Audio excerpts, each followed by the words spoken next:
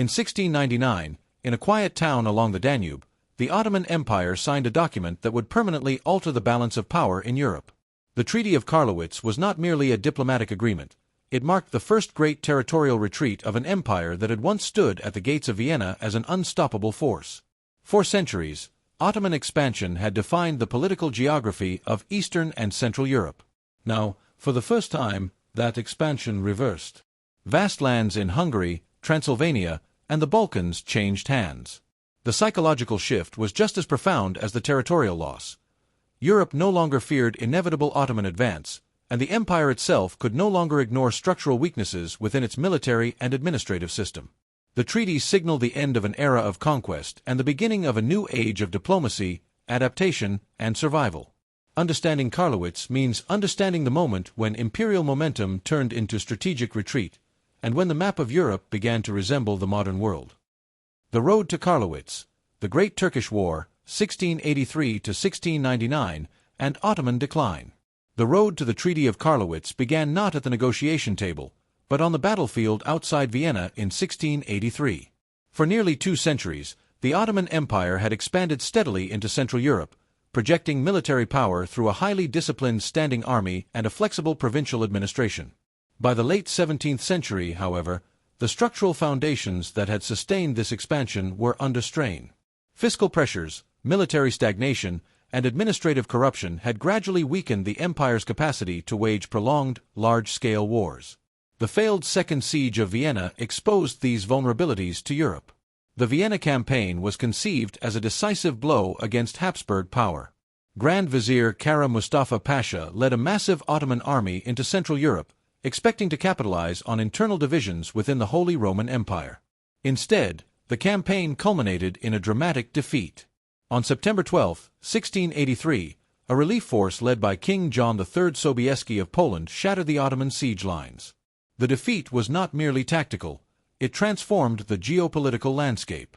For the first time in generations, the Ottomans appeared vulnerable. In response, the Holy League was formed in 1684 under papal auspices. The alliance initially united the Habsburg Monarchy, Poland-Lithuania, and Venice. Russia joined later in 1686.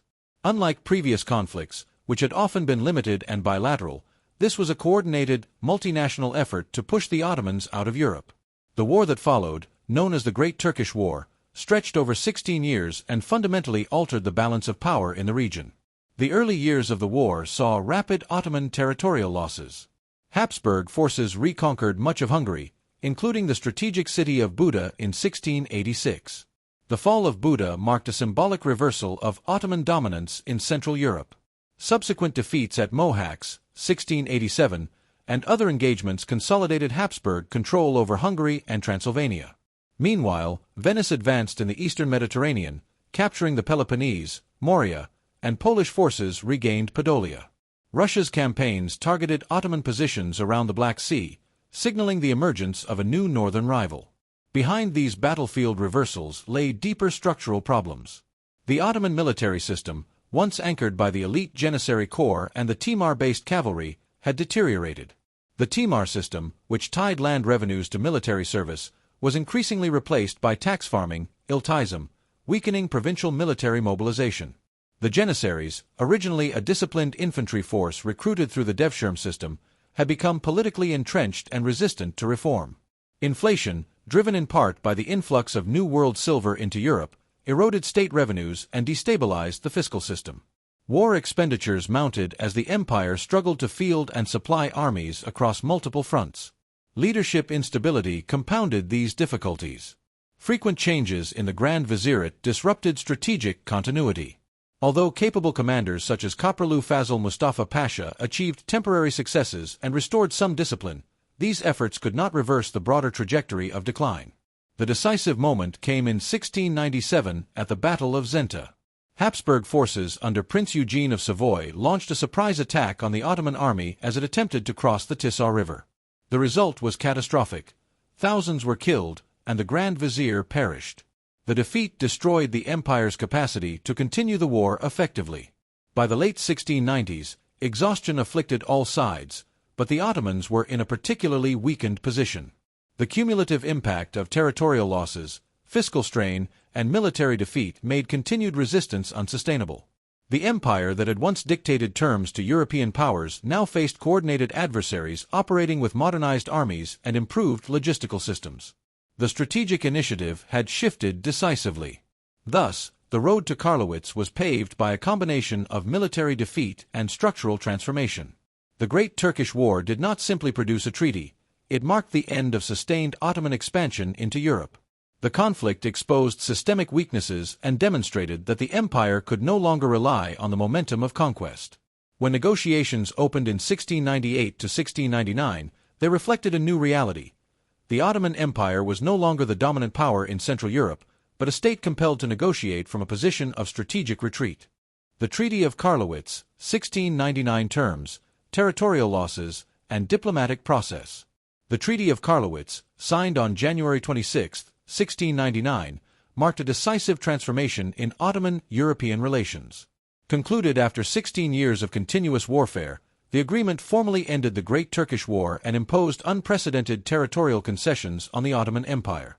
More than a peace settlement, Karlowitz represented a structural shift in diplomatic practice and geopolitical balance, signaling the emergence of a new European order in which the Ottomans were no longer the dominant military power in Central Europe.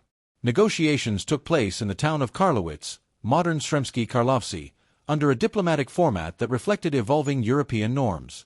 Rather than dictating terms unilaterally, the Ottoman delegation entered a multilateral congress system mediated by European powers, including representatives from England and the Dutch Republic. This congress-style diplomacy was itself significant. For centuries, the Ottoman Empire had negotiated from a position of superiority, often imposing capitulations or bilateral agreements. At Karlowitz, however, the empire participated in a structured negotiation process in which compromise was unavoidable. The principal parties to the treaty were the Ottoman Empire and members of the Holy League, the Habsburg Monarchy, the Polish-Lithuanian Commonwealth, and the Republic of Venice. Russia did not sign at Karlowitz but concluded a separate agreement with the Ottomans the following year in the Treaty of Constantinople, 1700. Each participating power secured tangible gains, reflecting the military realities established during the war. The most substantial territorial losses were suffered in Central Europe. The Habsburg Monarchy obtained nearly all of Ottoman-controlled Hungary, including Buda, as well as Transylvania and Slavonia. This marked the end of approximately 150 years of Ottoman presence in most of Hungary. The transfer of these territories fundamentally altered the political geography of the region. The Habsburgs emerged as the dominant power in Central Europe, consolidating a contiguous realm that strengthened their position within the Holy Roman Empire. The Polish-Lithuanian Commonwealth recovered Podolia, including the fortress of Kamieniec-Podilskyi, which had been under Ottoman control since 1672. Although Poland's gains were more limited than those of Austria, the restitution restored strategic depth along its southeastern frontier. Venice acquired the Peloponnese, Morea, and expanded its holdings along the Dalmatian coast. These acquisitions enhanced Venetian influence in the eastern Mediterranean and temporarily reversed earlier Ottoman naval dominance in the region. However, Venetian control of the Morea would later prove fragile, as the Ottomans reconquered it in 1715. While Russia did not formally sign the Karlowitz Agreement, the subsequent Treaty of Constantinople granted it control of Azov. This marked Russia's first significant territorial gain at Ottoman expense and signaled the beginning of sustained Russian expansion toward the Black Sea, a development that would shape 18th and 19th century geopolitics. Beyond territorial adjustments, the treaty established a 25-year truce between the Ottomans and the Holy League powers. The terms were framed as reciprocal agreements rather than unilateral capitulations, reflecting the more balanced diplomatic language of the time.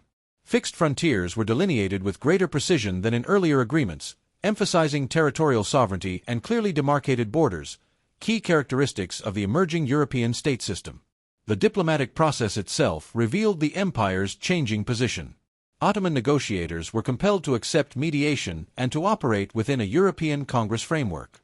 This experience influenced subsequent Ottoman foreign policy, contributing to the gradual institutionalization of permanent embassies and more systematic diplomatic engagement with European powers in the 18th century. In sum, the Treaty of Karlowitz formalized a dramatic redistribution of power in Central and Eastern Europe. It ended the era of large-scale Ottoman expansion westward and institutionalized a defensive posture in imperial strategy. By recognizing fixed territorial losses through negotiated settlement, the Ottoman Empire acknowledged a new geopolitical reality. Karlowitz did not merely conclude a war, it inaugurated a new phase in European international relations, defined by Congress diplomacy, territorial sovereignty, and a reconfigured balance of power in which the Ottomans were no longer the principal expansionist force. Historical consequences. A turning point in Ottoman-European power balance. The Treaty of Karlowitz did more than end the Great Turkish War, it marked a structural turning point in the balance of power between the Ottoman Empire and Europe. For the first time, the Ottomans formally ceded vast and long-held European territories through a negotiated settlement. This moment symbolized the transition from imperial expansion to strategic contraction, altering not only borders but also political psychology, diplomatic practice, and long-term imperial strategy. For centuries, Ottoman military success had shaped the geopolitical order of southeastern and central Europe. Expansion into the Balkans, Hungary, and the Mediterranean had reinforced the image of the empire as a formidable and relentless power. Karlowitz shattered this perception. The loss of Hungary and Transylvania to the Habsburg Monarchy shifted the strategic frontier southward to the Danube and the Balkans. The Habsburgs emerged as the dominant land power in Central Europe, consolidating authority over territories that had once served as Ottoman buffer zones. The frontier was no longer fluid, it was fixed and defensively oriented. This territorial contraction carried psychological weight. Ottoman political culture had long been intertwined with the ideology of conquest, Gaza, and imperial expansion. Military success was not merely strategic, it was legitimizing. The empire's administrative and fiscal systems were historically structured around newly acquired lands, which provided revenue and timar allocations to support the cavalry-based military order. With expansion halted, the fiscal logic of conquest weakened. The state increasingly relied on tax farming and centralized revenue extraction, accelerating institutional transformation and social strain. Karlowitz also signaled the maturation of the European balance of power system.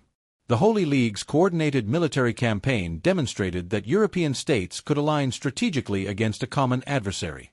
The Congress diplomacy employed at Karlowitz reflected the growing importance of multilateral negotiation and mediated settlements. This diplomatic culture would later define 18th-century European politics, particularly in treaties such as Utrecht, 1713, and Aix-la Chapelle, 1748.